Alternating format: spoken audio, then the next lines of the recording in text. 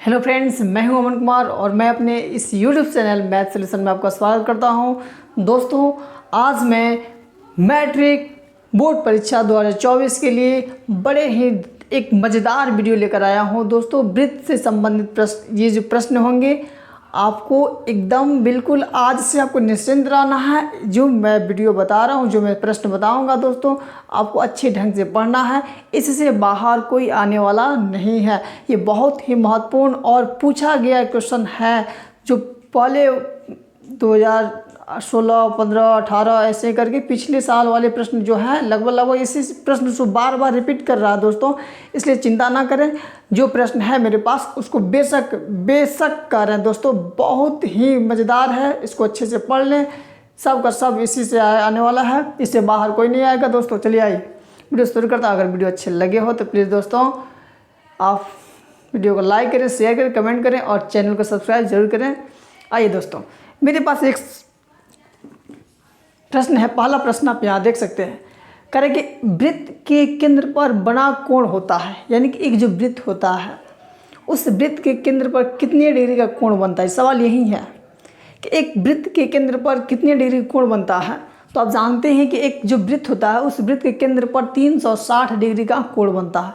एक जो वृत्त होता है ना, ये एक वृत्त जो होता है, इस वृत्त के केंद्र पर यानी कि यहाँ पर 360 डिग्री का कोण बनता है। ठीक है। प्रश्न संख्या 2 में कह रहा है कि अर्धवृत्त यानी कि वृत्त का आधा। अर्धवृत्त मतलब एक वृत्त का आधा हम समझते हैं। अर्धवृत्त, ये आपका अर्धवृत्त हुआ और अर्धवृत्त पर पूछा गया है कितने डिग्री कोण बनता है। तो अर्धवृत्त पर बाबू 180 डिग्री का कोण बनता है। एक वृत्त के केंद्र पर 360 डिग्री कोण बनता है और अर्धवृत्त के कोण केंद्र पर जो अर्धवृत्त होता है उस पर 180 डिग्री कोण बनता है। आइए प्रश्न संख्या 3 देखते हैं। यहाँ कह रहा है ना कि वृत्त के केंद्र से परिधि तक की दूरी को क्या कहते हैं। बच्चा सब जानता है कि वृत्त के केंद्र से जो परिधि होती है वहाँ तक की दूरी को हम त्रिज्या कहते हैं। बहुत ही महत्वपूर्ण, सारा प्रश्न बाबू बहुत ही महत्वपूर्ण है।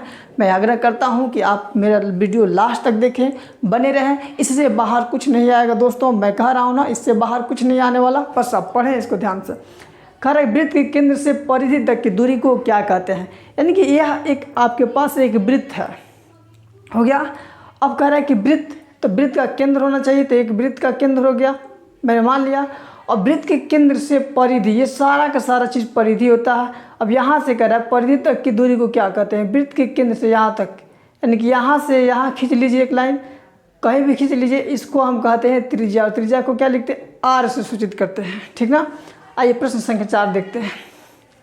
कह रहे वृत्त की जीवा जो वृत्त के केंद्र से होकर जाए उसे क्या कहते हैं। एक वृत्त की जीवा भी होती है। ये वृत्त हो गया आपके पास, ठीक है। और वृत्त की जीवा कह रहा है, एक वृत्त की जीवा जो है वृत्त के केंद्र से होकर जाता है। यहाँ से मान ली केंद्र से होकर आया, तो इसको हम क्या कहते हैं, इसको हम कहते हैं बाबू व्यास। इसको हम कहते हैं व्यास, ठीक है। इसको क्या कहते हैं, यहाँ पे व्यास हमने लिखा है। अब देखिए, एक वृत्त की कितनी त्रिज्याएं होती हैं सब कोई जानता है। अगर नहीं जानते हैं तो जान ले, एक वृत्त की जो है अनंत त्रिज्याएं होती हैं। एक वृत्त की अनंत त्रिज्याएं भी होती हैं और एक वृत्त की अनंत व्यास भी हो सकती हैं। यानी जो व्यास भी बनता है ना वृत्त में, वो भी बहुत सारी बनती हैं, इसकी कोई गिनती नहीं है। इसलिए कह सकते हैं ना, एक वृत्त की अनंत त्रिज्याएं भी होती हैं और एक वृत्त की बहुत सारी यानी कि अनंत व्यास भी हो सकती हैं। यानी जो प्रश्न संख्या 5 था, ये देखिए 6। एक वृत्त की कितनी व्यास हो सकती है। अभी हमने बताया कि एक वृत्त की अनंत व्यास हो सकते हैं। देखिए, वृत्त की सबसे बड़ी जीवा को क्या कहते हैं। ये बहुत ही महत्वपूर्ण प्रश्न है। ये भी जो वृत्त की सबसे बड़ी जीवा होती है उसे हम व्यास कहते हैं। अभी हमने बताया, यही जो है एक मान लीजिए वृत्त हो गया, ये हमने वृत्त बनाया था, एक मान लीजिए एक वृत्त हो गया। ऐसे वृत्त की सबसे बड़ी जीवा यानी कि यहाँ से यहाँ तक की टोटल लंबाई को हम क्या कहते हैं, इसको हम व्यास कहते हैं। और सबसे बड़ी यही जीवा होती है। एक वृत्त की सबसे बड़ी जीवा को हम कहते हैं वृत्त का व्यास, ठीक है। आइए दोस्तों, अब इधर देखते हैं। प्रश्न संख्या 8 है। यहाँ कह रहा है ना, एक वृत्त की कितनी स्पर्श रेखाएं हो सकती है। एक वृत्त की, देखिए एक वृत्त जो होता है ना, ये मान लीजिए वृत्त हो गया अब वृत्त की तो वृत्त हमने ले लिया। अब स्पर्श रेखाएं देखिए, आप कहीं से स्पर्श रेखाएं मान लिया यहाँ से खींच दी, कितनी हो सकती है, बहुत सारी स्पर्श रेखाएं खींची जा सकती है। एक वृत्त से कितनी, बहुत सारी अनंत अनंत स्पर्श रेखाएं खींची जा सकती हैं। आइए प्रश्न संख्या 9 पे देखते हैं। यदि कोई रेखा हो जो वृत्त को, यानी कि एक वृत्त हम लेते हैं, यदि कोई रेखा वृत्त को सिर्फ एक बिंदु पर स्पर्श करती है, यानी कि एक वृत्त हो गया, मैंने एक वृत्त ले लिया और कह रहे यदि कोई रेखा हो जो वृत्त को केवल एक बिंदु पर स्पर्श करती है, उसे हम क्या कहते हैं, स्पर्श रेखा कहते हैं। ठीक है, ये भी आपका क्या हो जाएगा, स्पर्श, यानी ये एक स्पर्श रेखा। ठीक है, अब यहाँ देखिए वृत्त की जीवा वृत्त को कितने भागों में बांटती है। आपको पता होना चाहिए कि यह जो वृत्त है ना, हो गया, ये आपका एक जीवा हो गया। कहीं से भी खींच दीजिए, कहीं से दोनों छोर से मिला लीजिए, यहाँ से यहाँ मिला सकते हैं, यहाँ से यहाँ मिला सकते हैं, कहीं से मिलाइए, लेकिन एक बार में उतना नहीं बोला गया है, बस इतना ही। एक वृत्त की जीवा उसे कितने भागों में बांट सकती है, बांटते बाहु तो केवल 2 भाग में। देखिए एक भाग ऊपर हो गया, एक भाग ऊपर, एक भाग नीचे, 2 भाग हो गया, इसलिए 2 हो जाएगा। यहाँ कह रहा है ना कि वृत्त के 2 बिंदुओं पर, एक वृत्त हम लेते हैं, वृत्त के 2 बिंदुओं पर प्रतिच्छेद करने वाले, एक वृत्त हो गया और एक बिंदु वृत्त का ये हो गया, एक हो गया। कह रहे वृत्त के 2 बिंदुओं पर प्रतिच्छेद करने वाली रेखा के इस रेखा को क्या कहते हैं, तो इसका नाम दिया गया है छेदक। इस रेखा को हम क्या कहते हैं, छेदक रेखा। ठीक है, आए बस समझ में। चलिए देखिए प्रश्न संख्या 12 है, एक वृत्त की कितनी समांतर स्पर्श रेखाएं हो सकती हैं। एक वृत्त की कितनी समांतर स्पर्श रेखाएं होती हैं। एक वृत्त हो गया और समांतर, ये समांतर स्पर्श रेखा हुआ, ये क्या हुआ, समांतर स्पर्श रेखा हुआ। देखिए कितना है, 2 होता है, इसलिए लिख सकते हैं एक वृत्त की कितनी समांतर स्पर्श रेखा हो सकती है, तो हम केवल 2 लगाएंगे। ठीक है, यहाँ प्रश्न संख्या 13 देखिए, कह रहा है वृत्त तथा स्पर्श रेखा, यानी कि आपके पास एक वृत्त भी हो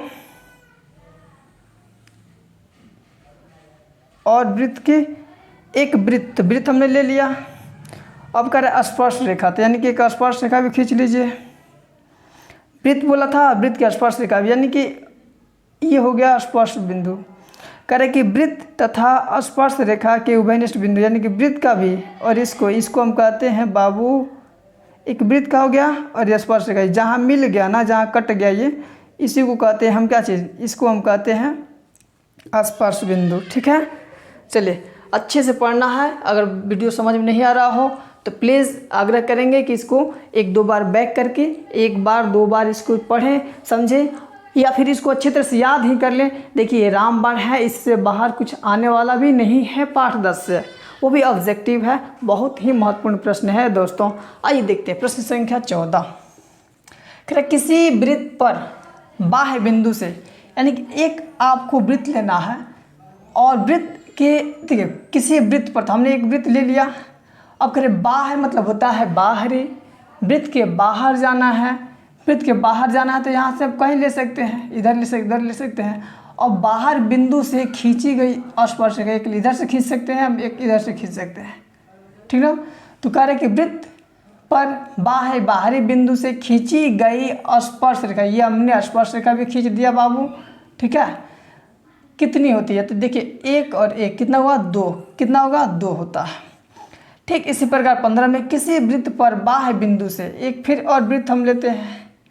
अब कह रहा है किसी वृत्त पर, तो किसी वृत्त पर, तो मैंने एक वृत्त ले लिया और वृत्त पर बाह्य बिंदु फिर बाहर से खींचिए एक स्पर्श रेखा। देखिए खींची गई स्पर्श रेखा, यहाँ से खींच दीजिए, फिर यहाँ से इसको, उसकी लंबाई सदैव होती है। मतलब पूछा जा रहा है ना कि जो एक वृत्त हमने लेते हैं, हमने एक वृत्त लिया और वृत्त के बाहर स्थित कोई अगर बिंदु हो और उस बिंदु से ना 2 अगर स्पर्श रेखाएं खींची जाती हैं तो उनकी लंबाइयाँ ये क्या होती है, मतलब आपस में बराबर होती है, क्या होती हैं, तो बिल्कुल हाँ दोस्तों ये बराबर होते हैं। ठीक ना, याद रखिएगा किसी वृत्त पर बाह्य बिंदु से खींची गई जो स्पर्श रेखाएं होती हैं उनकी लंबाइयाँ हमेशा क्या होती हैं, बराबर होती हैं। ठीक है, आइए देखिए यहाँ प्रश्न संख्या 16 है, वृत्त के व्यास के दोनों सिरों से खींची गई स्पर्श रेखा क्या होती है। ये जो व्यास, ये व्यास ये पहले वृत्त, तो हमने वृत्त ले लिया, अब वृत्त के व्यास, तो ये हो गया व्यास। अब हो गया व्यास, अब करें दोनों सिरों से, यानी कि इस सिरे से इस सिरे से जो स्पर्श रेखाएं खींची जाती हैं वो क्या होती हैं, ये दोनों एक दूसरे क्या होती है, समांतर होती हैं, यानी कि ये लाइन एक दूसरे क्या है, समांतर है। अब देखिए 17 में, किसी वृत्त के परिगत एक वृत्त होता है, ठीक ना दोस्तों, एक वृत्त होता है और उस वृत्त के परिगत मतलब से होकर चारों ओर से ये इस तरह से मतलब खींची गई परिगत समांतर चतुर्भुज क्या होता है, तो उसको हमेशा सिद्ध भी कराया जाएगा। याद रखिए, फिलहाल के लिए स्पेस उतना नहीं है, आपको बताते बढ़िया स्पीकर बना के। याद रखिए कि किसी वृत्त के परिगत, यानी कि एक वृत्त होगा और इसके परिगत मतलब से चारों ओर सटा हुआ होना चाहिए। जो समांतर चतुर्भुज होता है वो क्या होता है, समचतुर्भुज होता है। ये सिद्ध भी करना है, इसलिए घबराया नहीं, बस आपको इसको याद कर लेना है, अच्छे से याद कर लेंगे, इसको भी याद कर लेंगे। अंतः स्पर्श करने वाली दो वृत्तों की कितनी उभयनिष्ठ स्पर्श रेखाएं होती हैं। अंतः मतलब के अंदर होता है। स्पर्श करने वाली दो वृत्तों की कितनी उभयनिष्ठ रेखाएं होंगी, तो केवल एक होंगी। ठीक उसी प्रकार वृत्त की परिधि के केंद्र से डैश, यानी कि कितनी रेखाएं खींची जा सकती हैं। वृत्त की जो परिधि होती है उस परिधि के किसी एक केंद्र से कितनी रेखाएं खींची जा सकती हैं, तो दोस्तों एक। ठीक है, आपको ये चीज़ सारी बातों को अच्छे से याद कर लेना है, बहुत ही महत्वपूर्ण प्रश्न है दोस्तों। ठीक है, अगर वीडियो अच्छी लगी हो तो प्लीज़ इस वीडियो को लाइक करें, शेयर करें, कमेंट करें और चैनल को सब्सक्राइब ज़रूर करें। मिलते हैं अगले एपिसोड में। जय हिंद, जय भारत।